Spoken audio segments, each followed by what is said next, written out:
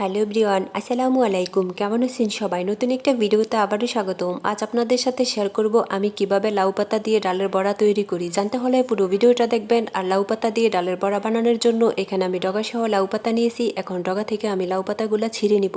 আর এই লাউর পাতাগুলো কিন্তু একবারে কুচি নরম। এখন লাউ পাতাগুলো আমি ভালো করে পরিষ্কার করে ধুয়ে কুচি করে নিব। কুচি করাটা আর আপনাদেরকে দেখালাম না।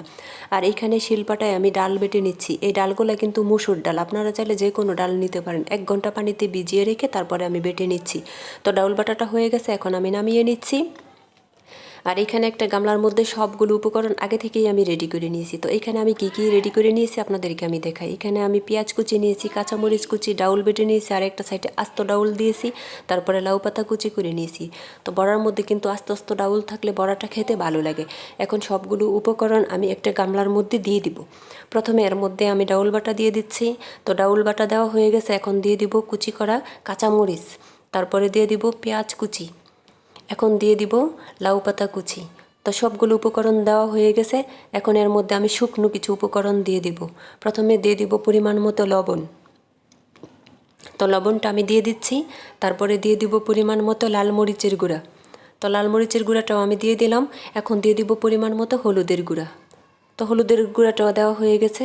এখন দিয়ে দিব অল্প পরিমাণ চাট মশলা, আপনারা চাইলে আদা রসুনও দিতে পারেন। এখন সবগুলো উপকরণ হাত দিয়ে আমি ভালো করে মেখে নিব।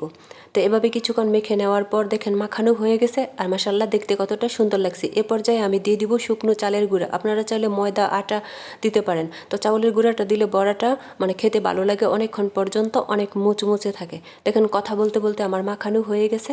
এখন আমি বড়াগুলা ভেজে নিব। তো ভেজে নেওয়ার জন্য চুলায় আগে থেকে একটা কড়াই বসিয়ে তেল দিয়েছিলাম। তেল গরম হয়ে গেছে। এখন গরম তেলের মধ্যে আমি বড়াগুলা গুল গুল চ্যাপটা চ্যাপটা করে বিসমিল্লাহ বলে তেলের মধ্যে দিয়ে দিব। দেখেন একটা বড়া আমি দিয়ে দিচ্ছি। তো এভাবে করে আরেকটা বড়াও আমি দিয়ে দিব। দেখেন আরেকটা বড়াও আমি দিয়ে দিলাম। তো এভাবে করে আমি 3-4টা বড়া দিয়ে দিব, কারণ আমি অল্প অল্প তেল দিয়ে ভাজবো, কারণ আমার বড়ার সাইজগুলো অনেক বড়। এখন 2-3 মিনিট ভেজে নিব। তো 2-3 মিনিট পরে একটা পিঠ হয়ে গেছে। এখন আমি খুন্তি দিয়ে এভাবে উল্টিয়ে নিব।